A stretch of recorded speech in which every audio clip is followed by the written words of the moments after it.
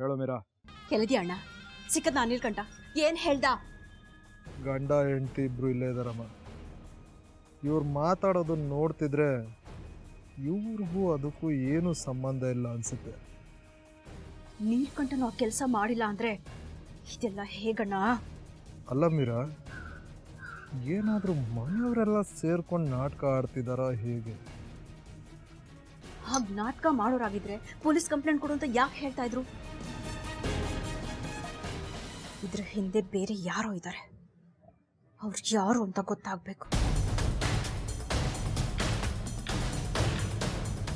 ಇನ್ನೇನು ಆಸ್ತಿ ನನ್ನ ಕಡೆ ಆಯ್ತು, ನಮ್ ದ್ವೇಷ ತೀರೋ ಟೈಮ್ ಹತ್ರ ಬಂತು ಅನ್ಕೊಳ್ಳೋ ಅಷ್ಟರಲ್ಲೇ ಎಲ್ಲ ಉಲ್ಟಾ ಹೊಡಿತಾ ಇದೆ. ನನ್ ಬರ್ತಿರೋ ಕೋಪಕ್ಕೆ ಯಾರು ಅಂತ ಗೊತ್ತಾರೆ ನಾನು ಮಾತ್ರ ಅವ್ರನ್ನ ಸುಮ್ಮನೆ ಬಿಡಲ್ಲ. ಮೀರಾ, ನೀನು ಜಾಸ್ತಿ ತಲೆ ಕೆಡಿಸ್ಕೋಬೇಡ. ನಾನು ಈಗಲೇ ಊರಿಗೆ ಫೋನ್ ಮಾಡಿ ಹುಡುಗರನ್ನ ಕರೆಸಿ ರಾಘವ ಎಲ್ಲೇದ್ರೂ ಹುಡುಕಿಸ್ತೀನಿ.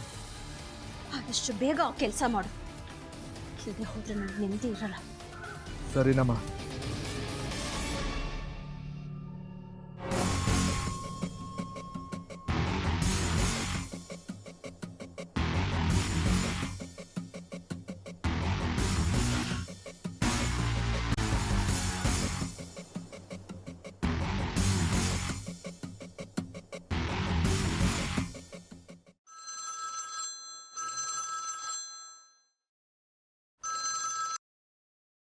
ಹಲೋ, ಯಾರು?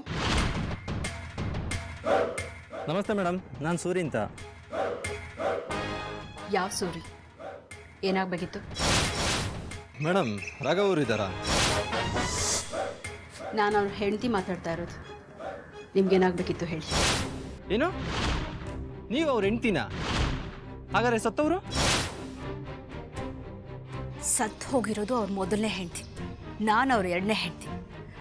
ಏನಾಗಬೇಕಾಗಿತ್ತು ಅದನ್ನು ಹೇಳು. ನಾವು ಅವ್ರಿಗೊಂದು ಅರ್ಜೆಂಟಾಗಿ ಸತ್ಯ ಹೇಳಬೇಕಿತ್ತು. ಅವ್ರಿಗೆ ಫೋನ್ ಕೊಡ್ತೀರಾ? ಅವ್ರೀಗ ಮಾತಾಡೋ ಸ್ಥಿತಿಲಿಲ್ಲ. ನೀವೇನೇ ಹೇಳೋದಿದ್ರು ನನ್ನ ಹತ್ರ ಹೇಳ್ಬೋದು. ಇಲ್ಲ ಮೇಡಮ್, ನಾ ಅವ್ರ ಹತ್ರನೇ ಮಾತಾಡಬೇಕಿತ್ತು. ರೀ, ಏನಾದರೂ ಹೇಳೋದಿದ್ರೆ ಹೇಳಿ, ಇಲ್ಲ ಅಂದರೆ ಫೋನ್ ಕಟ್ ಮಾಡಿ. ಮೊದಲೇ ನಾನು ಟೆನ್ಷನಲ್ಲಿದ್ದೀನಿ. ನೋಡಿ ಮೇಡಮ್, ನೀವು ತಿಳ್ಕೊಂಡಿರೋ ಹಾಗೆ ಲಕ್ಷ್ಮಿಯವರು ಸತ್ತಿಲ್ಲ, ಬದುಕಿದ್ದಾರೆ.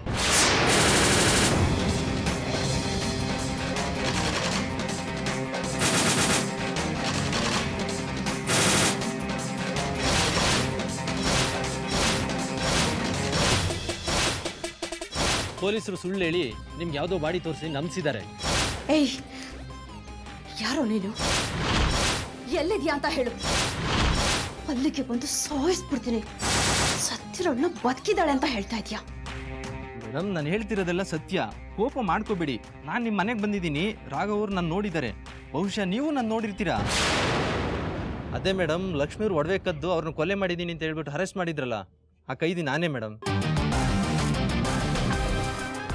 ಮೇಡಮ್, ಲಕ್ಷ್ಮಿಯವರು ಜೀವಂತವಾಗಿರೋದು ನಾನೇ ನನ್ನ ಕಣ್ಣಾರೆ ನೋಡಿದ್ದೀನಿ. ಅವ್ರು ಶಿರಡಿಲೇ ಇದ್ದಾರೆ.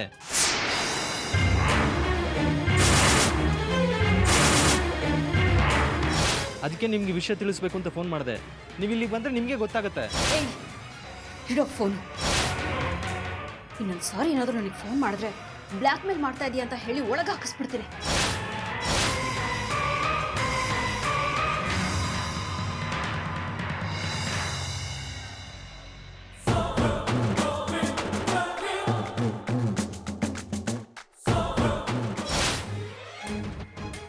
ಏನು ಹೇಳಿದ್ರು? ಅವ್ರನ್ನ ಹೇಳಿದ್ದನ್ನು ಅಂತ ಇಲ್ಲ ಕಣೋ. ಇನ್ನೊಂದ್ಸಲ ಫೋನ್ ಮಾಡಿದ್ರೆ ಪೊಲೀಸ್ ಕಂಪ್ಲೇಂಟ್ ಕೊಡ್ತೀನಿ ಅಂತ ಹೇಳ್ತಿದ್ದಾರೆ. ಈ ವಿಷಯ ಅವರೇ ಅಲ್ಲ, ಯಾರು ನಂಬಲ್ಲ. ಎಲ್ಲ ಕಾರ್ಯನೂ ಮುಗ್ದು ಅವರೇ ಇಲ್ಲ ಅಂತ ಬದುಕ್ತಿರ್ಬೇಕಾದ್ರೆ ನೀನು ಫೋನ್ ಮಾಡಿ ಹೇಳಿದ್ರು ನಂಬ್ತಾರ? ಅವ್ರನ್ನ ಹುಡುಕಿ ಕರ್ಕೊಂಡೋಗಿ ಅವ್ರ ಎದುರುಗಡೆ ನಿಲ್ಲಿಸ್ತ್ರೇನೆ ಅವ್ರು ನಂಬೋದು. ಅಲ್ಲಿವರೆಗೂ ಫೋನ್ ಮಾಡಿ ಈ ವಿಷಯನ ಕಾಂಪ್ಲಿಕೇಟೆಡ್ ಮಾಡ್ಕೊಳ್ಳೋದು ಬೇಡ. ನೀ ಹೇಳೋದು ಸರಿ ಕಣೋ, ನಾವಿನ್ಯಾರಿಗೂ ಫೋನ್ ಮಾಡೋದು ಬೇಡ. ಅವ್ರೇನಾರ ಪೊಲೀಸ್ ಕಂಪ್ಲೇಂಟ್ ಕೊಟ್ಟರೆ ತೊಂದರೆ ನನಗೆ.